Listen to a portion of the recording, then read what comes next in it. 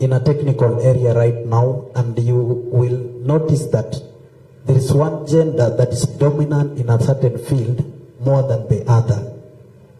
Do you consider what might be the reason as to one gender not being so much participant in that field, and how can we help them? How much energy are we giving into driving those courses to be accommodating for all genders? That was my first question. My second question is, we all appreciate in this 21st century that there is part of the society that pays and people are earning a living, and that's sports and entertainment. Most of you, the old people who went through the old curriculum, one of them is my father. He used to tell me that we studied music while we were in primary school. Now, sports and entertainment, are they also a factor that need to be considered in the development of curriculum? Because when we went through training by CBET, they said that learning is learner-centered. You do not assume that that learner does not know anything. They know something, try build it. Now, in our curriculum development, are we considering their abilities in terms of sports and entertainment? Because they can really make a living in life more than even academic to some. Thank you. Thank you so much. Let's get the last one, then we give the panelists an opportunity to answer the questions. To the distinguished guest and the panelists, good afternoon. My name is Odongo Samson. I'm a nutrition trainer and a nutritionist at Outspan Medical College.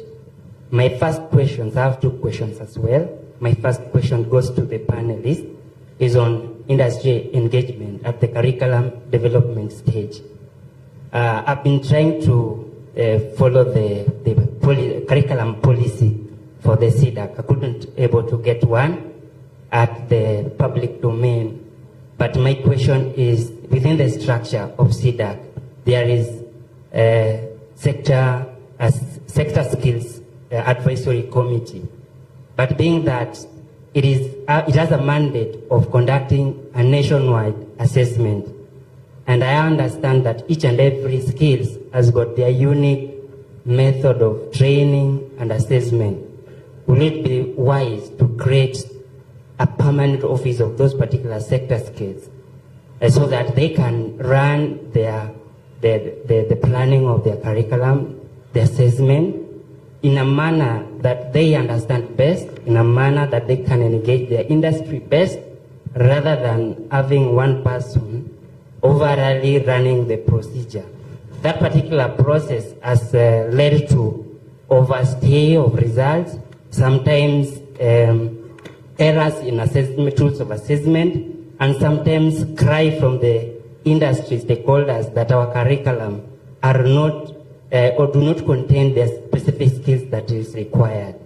The second question is then on the assessment approach, which a professor has talked about, that the CBET is expensive.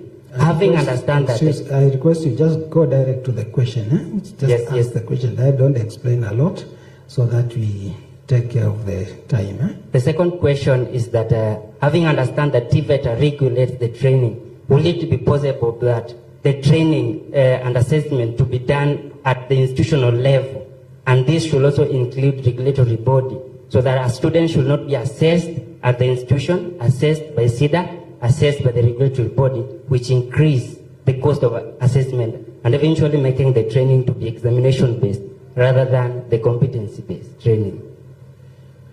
Thank you so much. I know this is an area we can have very long discussion now that we are all implementing CBET curriculum. Prof, it looks like all these questions are directed at you. So please respond. And you can also ask for the support also. Yeah, colleagues, if there's something you can add, please do. Gender. I would like to respond to my question that you should not worry too much about gender.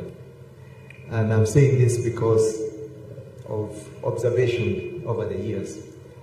I can tell you for a fact, when we started the department that trains trainers, which was mostly people going to, our courses were electrical, building, construction, mechanical, and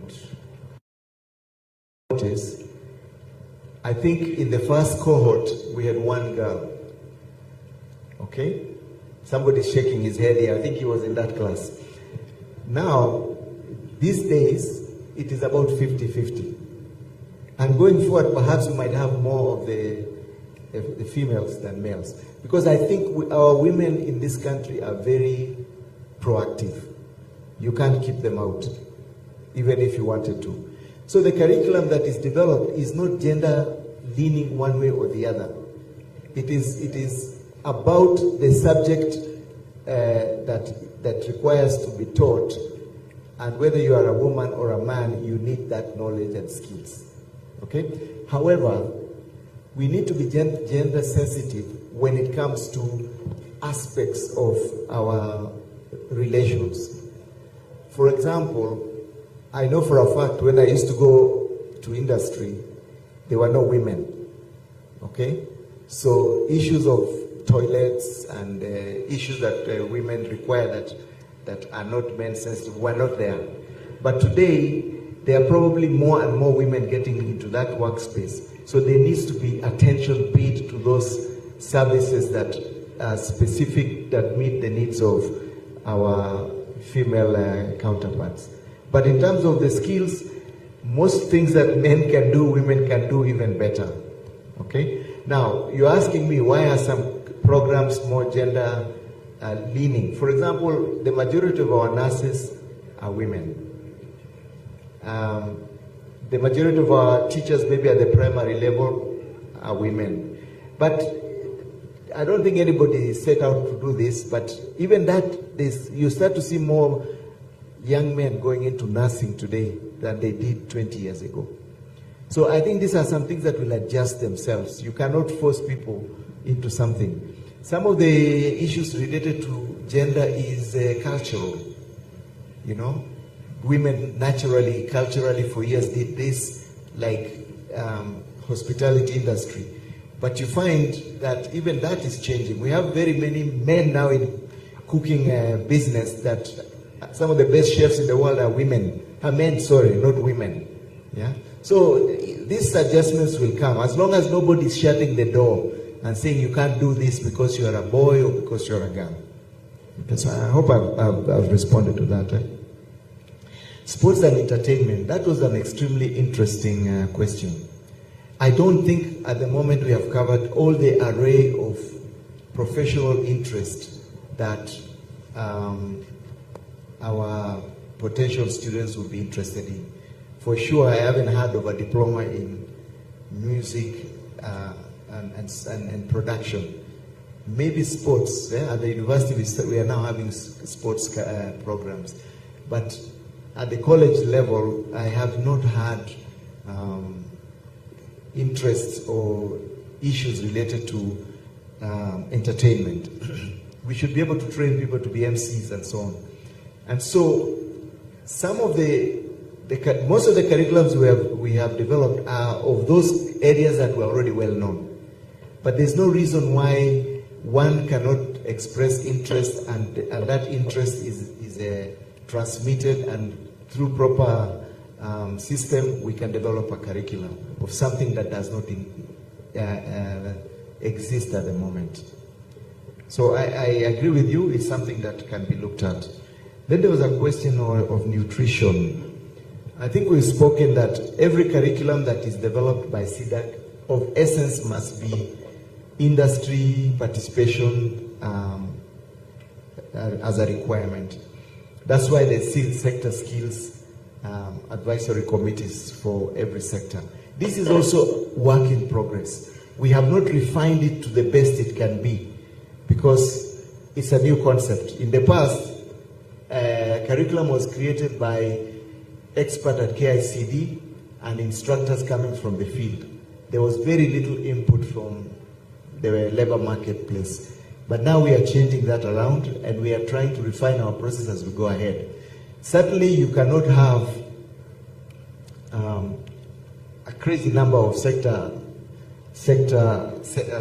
advisory committees, because again, you are also controlled by expenses. You are proposing that these people should be permanent, employed, and so that they can do this thing. We will be defeating our own interests, because if we take them from industry and they become permanent sector skills individuals, then they fall back. We want to get them to come and work for us, and they go back to industry, so that when they come to us, they are bringing the latest, not what they saw 10 years ago when they were there. Just like a teacher, we are saying the trainer must go back. Even he may have spent 10 years in industry, when he comes to teach, things start to pass him, so he needs to go back.